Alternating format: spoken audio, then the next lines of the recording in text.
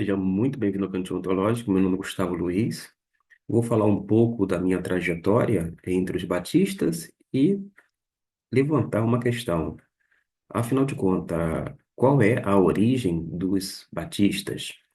Pois bem, eu me converti em casa, era noite, quando abri a minha Bíblia, pedi para que Deus falasse no meu coração e, após a leitura, fiz uma decisão ao lado de Cristo Jesus. Dia seguinte, eu procurei um diácono de uma igreja batista. Este me orientou a frequentar a classe de novos convertidos. Assim fiz, e depois dei pública profissão de fé na igreja, e no mesmo dia desci as águas batismais. O ano foi de 1991, portanto, eu farei em setembro, se Deus assim permitir, 34 anos de vida cristã. Acontece que eu iniciei a frequência na Igreja Batista alguns anos antes da minha conversão. De modo que eu estou inserido nesse arraial de uma forma indireta, não como membro, pelo menos uns 40 anos.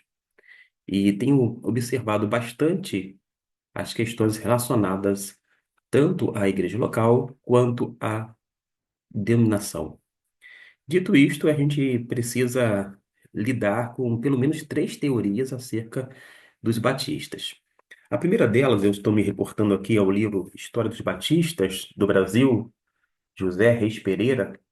Ele foi professor no Seminário Teológico Batista do Sul do Brasil, do qual sou formado. Não tive como professor, naturalmente, mas ele deixou uma obra que fala sobre o trabalho e a história dos batistas no Brasil, um período que ele vai trabalhar de 1882 até 2001, e esta é uma reedição atualizada e ampliada. Teve outros colaboradores, como o seu filho, Clóvis Pereira, bem como Otton Amaral. Com relação à origem dos batistas, vem essa pergunta: de onde vêm os batistas? Bom, quem fundou esse grupo evangélico? Pode-se observar que existem três teorias. A primeira delas é conhecida como JJJ, Jerusalém, João, Jordão. Diz esta teoria de que os batistas surgiram justamente naquele período.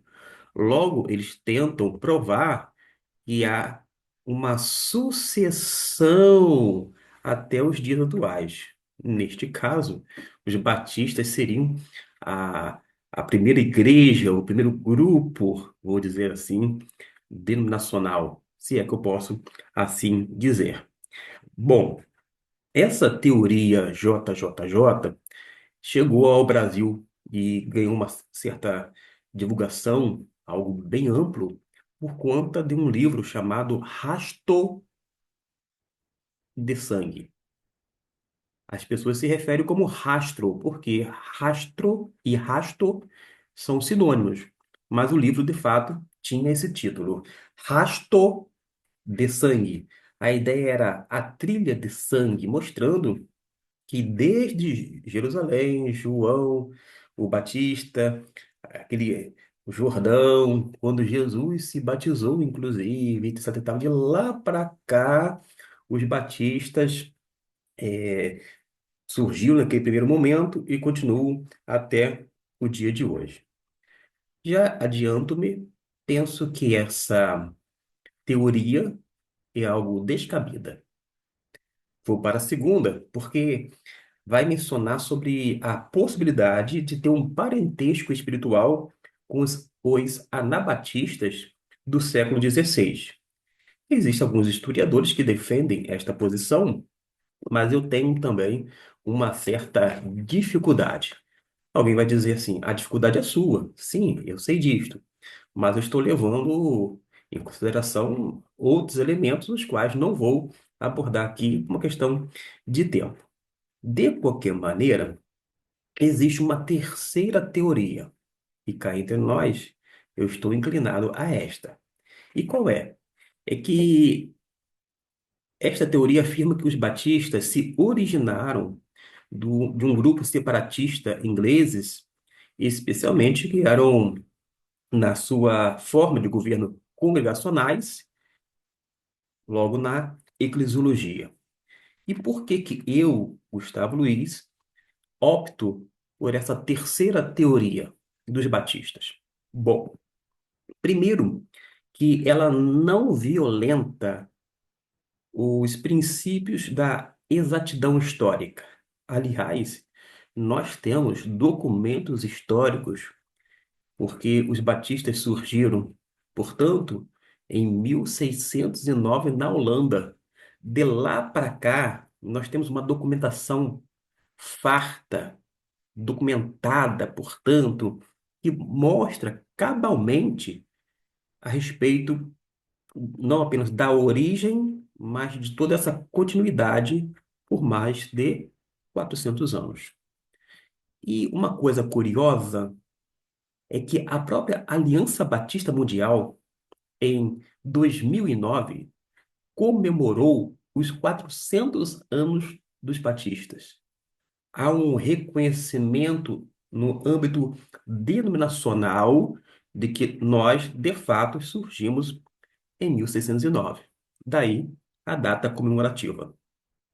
Mas a segunda razão que eu penso que cria dificuldade em relação às outras, e o porquê que eu defendo que nós surgimos em 1609, é que quando a gente compara com o parentesco espiritual com os anabatistas, nós batistas não compartilhamos com os anabatistas a versão destes pelos juramentos. Eles não fazem juramentos pelos cargos públicos e nem adotamos doutrinas anabatistas como o pacifismo, o sono da alma e a necessidade da sucessão apostólica para a ministração do batismo. Os anabatistas eles entendiam que era necessário essa sucessão apostólica para que tivesse, digamos assim, entre aspas, validade o batismo realizado por eles. Mas acontece que, mesmo surgindo em 1609 na Holanda, conforme eu disse, existem muitos documentos ao redor do mundo que mostra tal coisa. A gente, para estarmos alinhados com o Novo Testamento, não precisamos necessariamente de algo interrupto no período da história. Contanto que nós, batistas, independente daquela data significativa, 1609 na Holanda, até os dias atuais, estarmos realmente fundamentados em um Novo Testamento. A lealdade a Cristo Jesus e a fidelidade às Escrituras independe da origem do nosso grupo, mas sim justamente dessa lealdade, dessa fidelidade às Escrituras sagradas. E para se ter uma ideia, hoje já vai havendo uma mudança significativa em relação ao pensamento no tocante à origem dos batistas. Eu sei que haverá pastores, membros de igrejas batistas que dizem de uma forma veemente, não, a teoria correta é o JJJ, ou seja, Jerusalém, Jordão e João. Ora, vai haver também pessoas que vão dizer, não, nós somos, nós temos um parentesco com os anabatistas. Ora, a despeito dessas duas teorias primeiras mencionadas, o que nós sabemos e o que nós podemos, vou dizer assim, nos fundamentar, historicamente falando, porque é uma questão de fé. Não, não é questão de fé. Eu estou fazendo uma provocação. O fato de nós termos surgido aqui ou acolá não tem nada com relação à fé, é simplesmente um elemento histórico. É importante? Sim, mas não é algo atrelado à fé. Logo, a gente pode ficar, sem dúvida alguma, com esta última teoria e ciente de que há uma farta documentação no tocante a isto. Agora, a gente sabe que o termo batista é, na verdade, um rótulo, uma designação cômoda. Foi, na verdade, um apelido adotado por inimigos do povo batista. Mas ainda assim, nós somos discípulos de Jesus. Algumas pessoas, vez ou outra, questionam, mas o rótulo, ou seja, o nome não é importante dizer que é um crente batista? Ora, vai depender muito. Se o nome, esse termo, não foi importante, até mesmo no tocante à placa denominacional, à identificação da sua igreja, uma referência à igreja local, se não foi importante, nós deveríamos retirá-lo. Mas nós não fazemos isso. E tem gente que fala, o importante não é dizer que eu sou um batista, porque na verdade nós somos cristãos antes de tudo, nós somos cristãos denominados batistas. Mas isso não tem nada a ver com o orgulho eclesiástico ou denominacional. Até porque nós, como batistas históricos ou ainda tradicionais, devemos conhecer as nossas origens, as nossas doutrinas, os nossos princípios, para que tenhamos em mente, de fato, não apenas de onde começamos, como cremos, mas, sobretudo, qual vai ser o nosso futuro como povo chamado Batista. Por isso que é importante, sim, trazer esse assunto para que a gente venha se conhecer, porque nós não chegamos primeiro. Já existia uma denominação, convenções, associações, igrejas que foram criadas, digo, organizadas ao redor do Brasil e mundo.